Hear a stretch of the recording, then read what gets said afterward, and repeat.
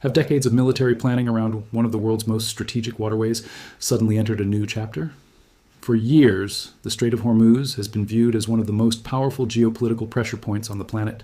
Nearly 1/5 of the world's seaborne oil passes through this narrow stretch of water, making it critical not only for the Middle East, but for the global economy. Whenever tensions rise in the region, governments, energy markets, and military planners all turn their attention to the same question. What happens if the flow of shipping through Hormuz is disrupted? Now, following a new phase of confrontation involving the United States and Iran, analysts are debating whether the balance of power in these waters is beginning to change. Some believe recent American naval operations have reduced Iran's traditional leverage. Others argue that Iran still possesses important military and strategic options. So what is actually happening, and why does this waterway matter so much to the rest of the world? You're watching HM Frontline, where we bring together publicly available information from multiple reliable sources to help explain today's global events. To understand today's situation, we first need to look at why the Strait of Hormuz has remained one of the world's most important strategic locations for decades. The Strait of Hormuz connects the Persian Gulf with the Gulf of Oman and the Arabian Sea. Although it appears small on a map, it serves as one of the busiest energy corridors anywhere in the world. Every day, millions of barrels of crude oil and liquefied natural gas pass through these waters before reaching customers across Asia, Europe, and beyond. Countries including Saudi Arabia, the United Arab Emirates, Kuwait, Iraq, Qatar, and Iran all rely on this route to export energy. That means any disruption here doesn't stay in the Middle East for long. It quickly affects global fuel prices, shipping costs, insurer NC rates, and financial markets. This explains why the Strait of Hormuz has always carried strategic importance far beyond its physical size.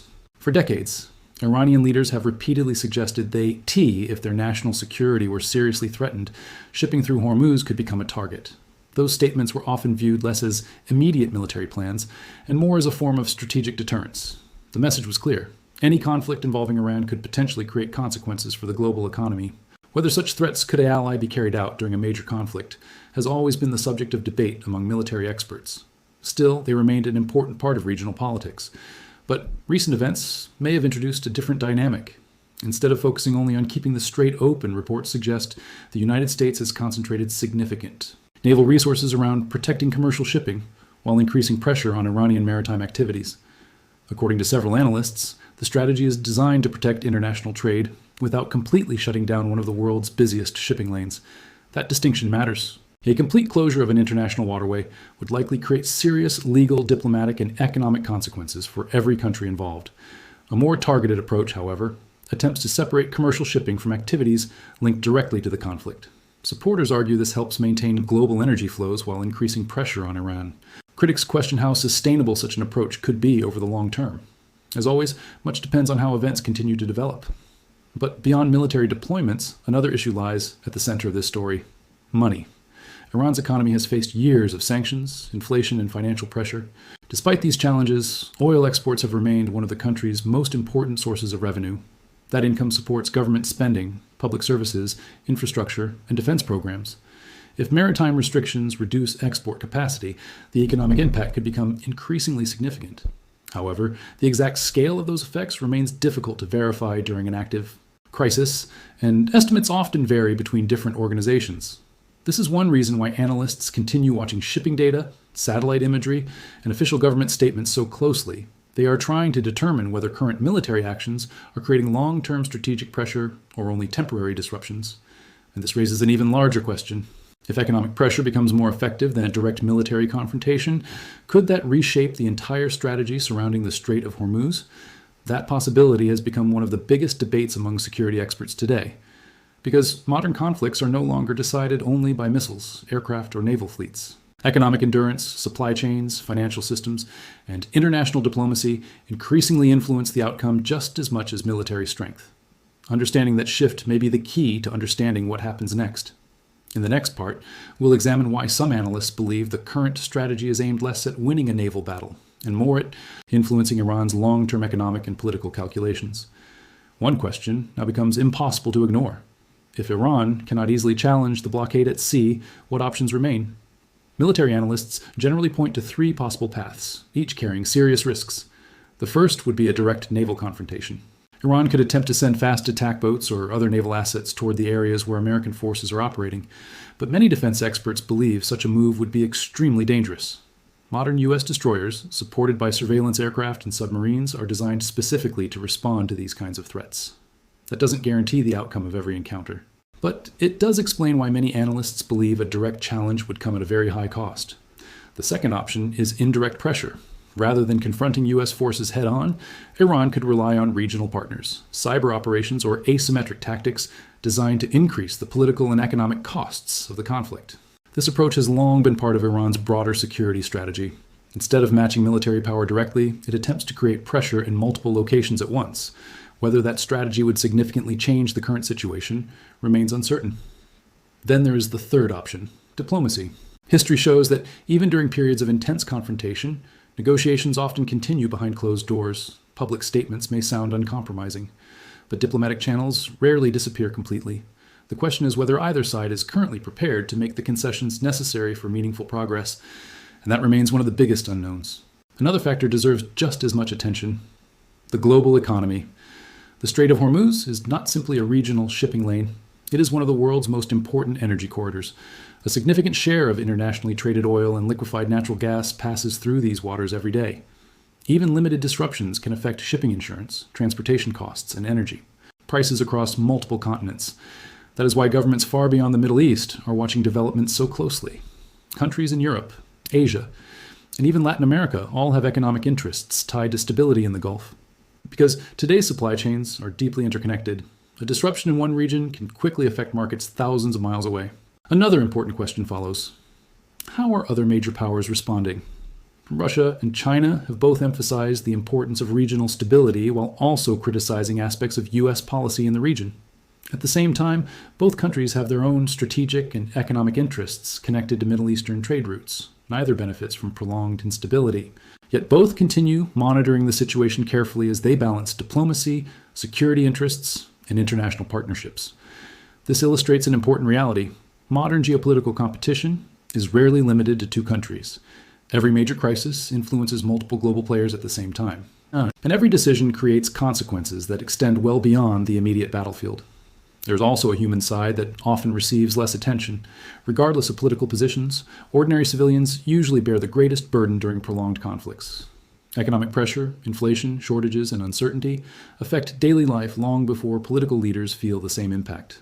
This is why many international organizations continue calling for diplomatic solutions wherever possible. Military operations may change tactical realities, but lasting stability usually depends on political agreements. So where does this leave the current situation? At this stage, much remains uncertain.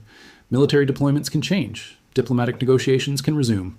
Economic pressure can increase or decrease depending on future decisions made in Washington, Tehran, and other world capitals. What seems clear is that the Strait of Hormuz will remain one of the world's most closely watched strategic locations, not only because of oil, but because it represents the intersection of global trade, military power, diplomacy, and international security.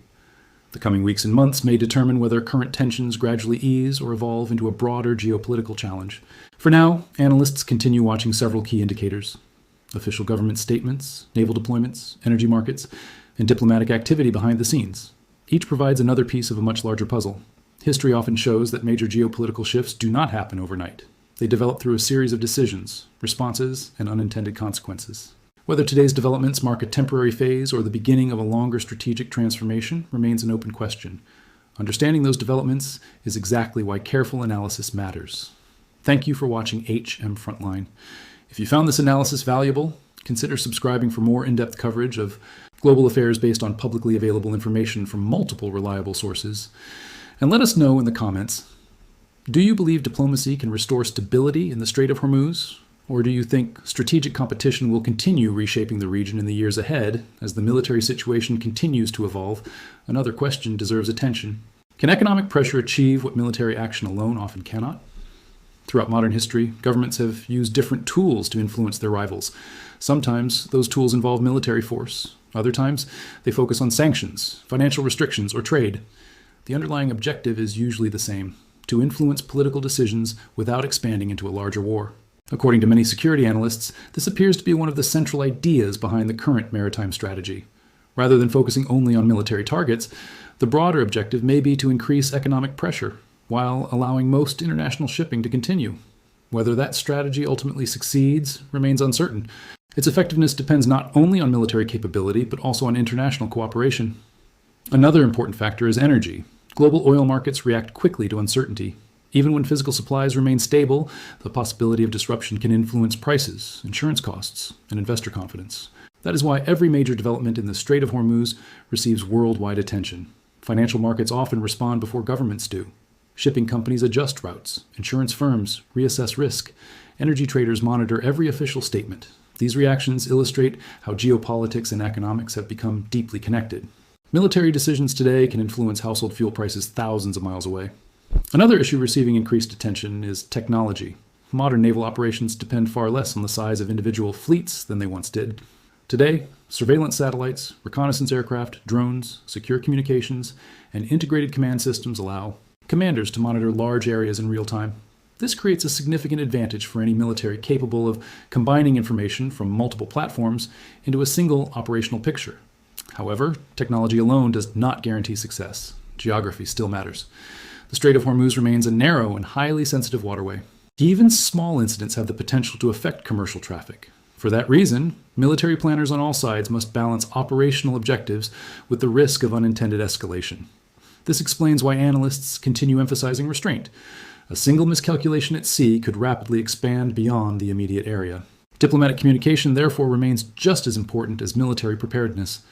History has repeatedly shown that crises often reach their most dangerous point, not because either side planned a larger conflict, but because misunderstandings accumulated over time. For now, officials from multiple countries continue calling for stability while closely monitoring developments. Whether current tensions gradually decrease or become part of a longer strategic competition will depend on decisions that have yet to be made. One thing, however, is already clear. The Strait of Hormuz will remain one of the world's most strategically important waterways, not only because of the energy that passes through it, but because it sits at the crossroads of global trade, military, strategy, and international diplomacy. In the final part, we'll examine what experts believe could happen next, the possible scenarios for the region, and what indicators the world should watch in the months ahead.